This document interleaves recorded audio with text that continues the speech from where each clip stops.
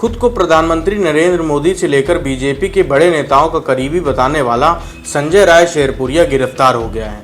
संजय ने इस एसबीआई से करोड़ों रुपए का लोन भी ले रखा है। इसके अलावा काम करने के नाम पर सैकड़ों लोगों से ठगी भी की है।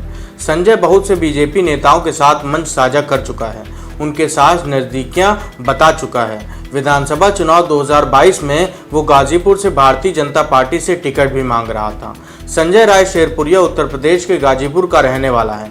एक नेता है, एक उद्यमी के तौर पर जाना जाता है, एक लेखक भी है, साथ ही यूथ रूरल एंटरप्रेन्योर फाउंडेशन का फाउंडर भी है। कोरोना के वक्त में लकड़ी बैन की शुरुआत से चर्चा में आया था।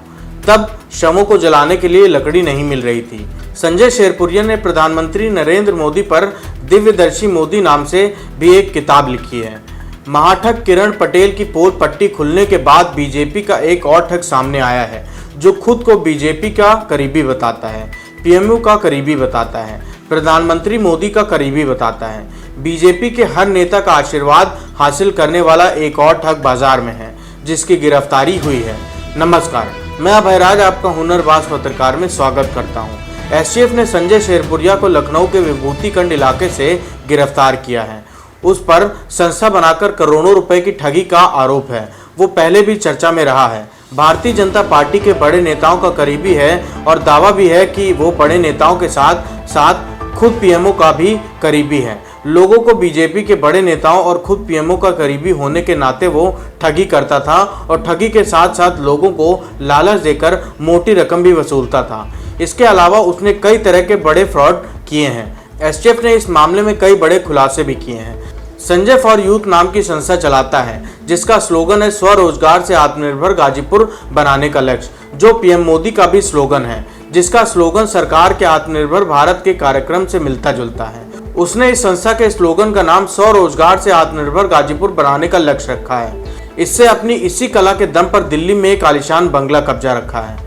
गुजरात में भी इसका बड़ा नेटवर्क है। किरण पटेल के बाद ये एक और ठग है, जिसका ताल्लुक गुजरात से है और बीजेपी से भी है। इसके अलावा वो वहां पर आपराधिक घटनाओं को भी अंजाम दे सकता है, ऐसी जानकारी भी है। बड़े बीजेपी नेता और नामचीन अफसरों का रिश्तेदार या करीबी होने का दावा भी करता है।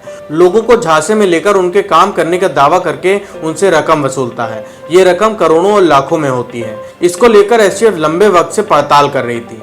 सबूत जुटाकर उसकी गिरफ्तारी भी अब कर दी गई है। एसटीएफ के एडीजी अमिताभ यश ने संजय शेरपुरिया की गिरफ्तारी की पुष्टि की है। पीएम आवास के नाम पर वाईफाई भी दिल्ली में ले रखा है। जहां पर आवास बनाया है, वहां लगे वाईफाई का नाम पीएम आवास रखा है। अधिकतर लोगों को वो यही बताता है कि वो पीएमओ से संबंधित काम देखता है। यह आवास इसीलिए मिला है। आरोप ये भी है कि भारतीय जनता पार्टी के शीर्ष नेताओं के साथ उसकी फोटो भी है और यह अपने रसूख का इस्तेमाल करता है। संघ प्रमुख मोहन भागवत ने संजय शेरपुरिया की किताब का विमोचन भी किया था। यानी कि बीजेपी से लेकर संघ तक में इसकी पकड़ है। प्रधानमंत्री नरेंद्र मोदी ने अवार्ड भी दिया था। बीजेपी से लेकर संघ तक से रिश्ते रखने वाला ये ठग अब गिरफ्तार हो गया है। गोदी मीडिया के बड़े एंकर भी इसके साथ मुस्कुराते हुए तस्वीर खींच रहे हैं। वैसे गोदी मीडिया के काफी नामचीन लोग भी इसकी नजदीकियां भी बताई जा रही हैं। लेकिन अब कोई बीजेपी से जुड़ा हुआ या गोदी मीडिया का कोई भी एंकर इसकी गिरफ्तारी पर अपना मुंह खोलेगा या नहीं, यह बड़ा सवाल है।